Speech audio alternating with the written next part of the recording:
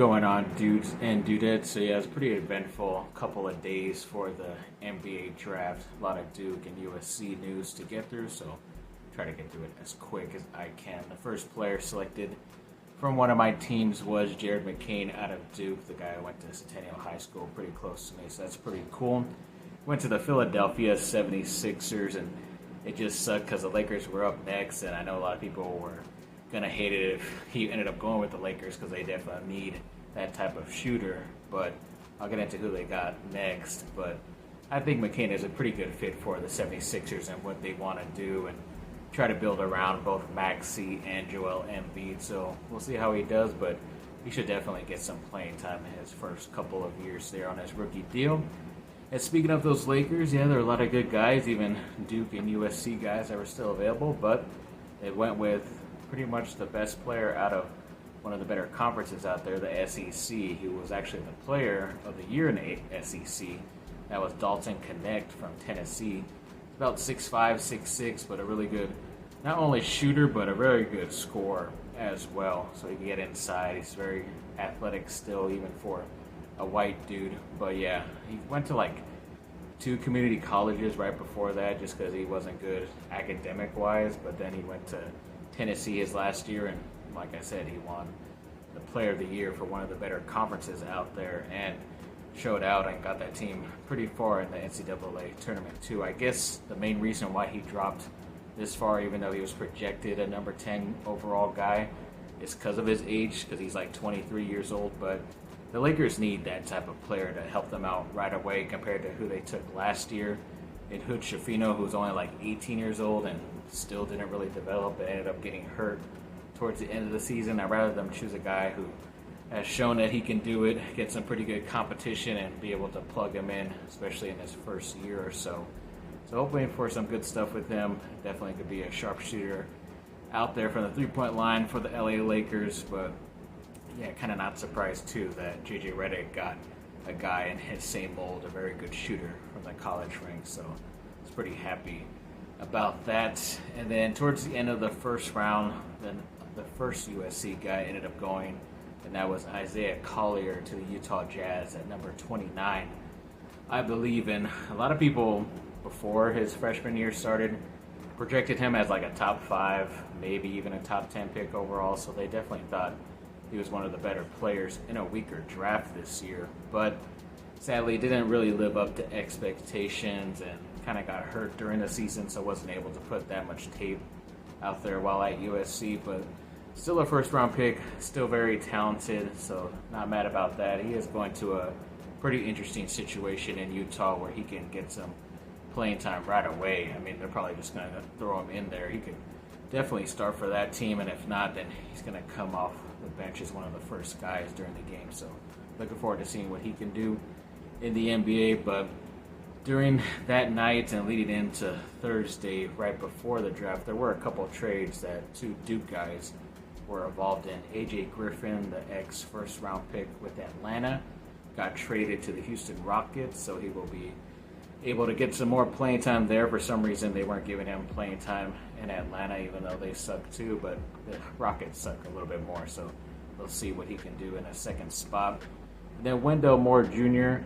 got traded from Minnesota to the Detroit Pistons, which wasn't that surprising because Trajan Langdon, the ex-Duke player, is now running the front office out there, so he got at least one more Duke player in that facility, so that's good for him. And yeah, Wendell Moore just wasn't going to get any playing time there. I think he was at least in the NBA for 2 seasons now and wasn't even really doing good in the G League for Minnesota, so you kind of saw why they wanted to get rid of him, just to send him off. And I think they only got like a second-round pick, and Wendell Moore was like a guy that I had a love-hate relationship because he had a lot of talent and kind of didn't really do as much till that final year, but even then, he was still a bit up and down once he became the captain for Duke.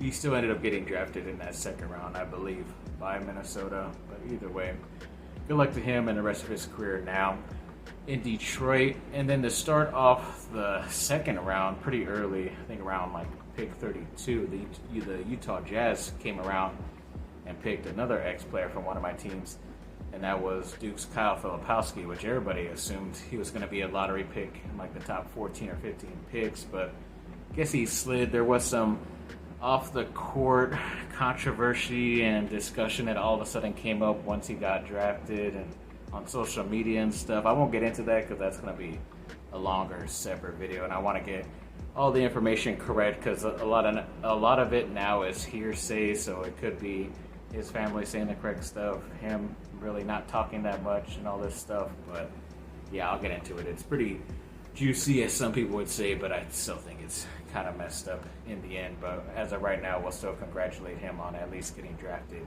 into the NBA to the Utah Jazz. So yes, congrats to him.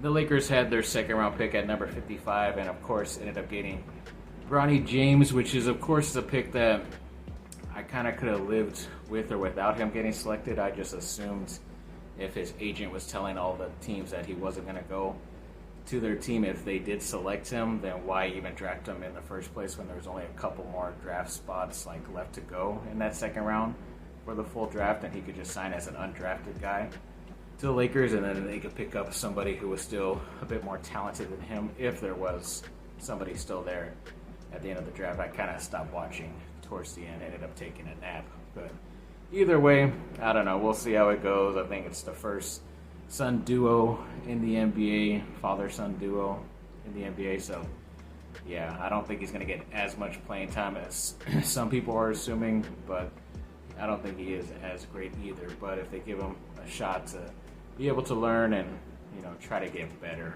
as an all-around game, then we'll see what can happen. And yes, this does count also as an ex-USC guy too, getting drafted, even though he wasn't really playing much for USC. But I guess two Duke and two USC guys did get drafted, so that's a pretty cool thing. And Boogie Ellis of USC was signed after the draft to some type of 10-day or whatever Exhibit 10 contract with the Sacramento Kings. So I guess he'll try to make the roster through the summer league and hopefully get like a two-way contract after that. So good luck to him. And then, yeah, it came to, I think right before the draft, they put out a stat of how many first overall picks from certain schools there were in the NBA draft. And Duke, of course, is number one with 5 overall number 1 picks. I think the next best team has 3. I think the most recent one was Paolo Banchero. But either way, hoping to add a couple more. They'll probably be able to add one next year in Cooper Flagg if he stays healthy and gets into the draft as well. So looking forward to doubling up on the rest of the competition when it comes to that stats. And I believe both my teams, both Duke and USC, are the only 2 colleges in both the NFL and NBA draft to have one player at least selected in the first round. So that's pretty cool. I think Caleb and Isaiah Collier for USC, and then Graham Barton, the offensive lineman, and of course Jared McCain from Duke last night. So yeah, that's pretty cool. Congrats to those guys, and obviously if you want to get drafted, especially in the first round, you know where to go. A 2025 3-star cornerback and Colby Harmon did commit to Duke football the last couple of days, so that's pretty good for them. Once again, another 3-star guy, but a very talented guy. I think he's from the state of Tennessee, so they're able to steal him from SEC country, so that's overall a good thing.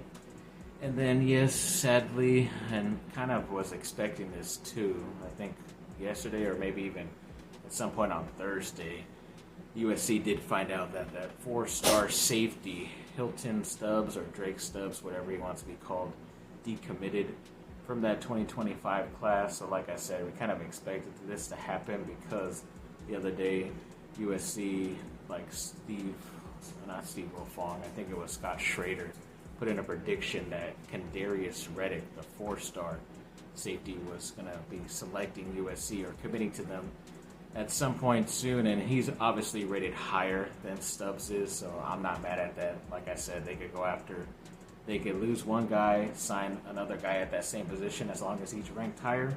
That's all I care about. So hoping that Reddick does make his commitment known soon, but either way, still waiting about on 3 or 4 of those fight on emojis to be claimed by USC guys. But I think a couple guys are going to be selecting where they're going in the early part of next week, like when it's that 4th of July week. So hopefully USC will get some fireworks in the recruiting on the football side.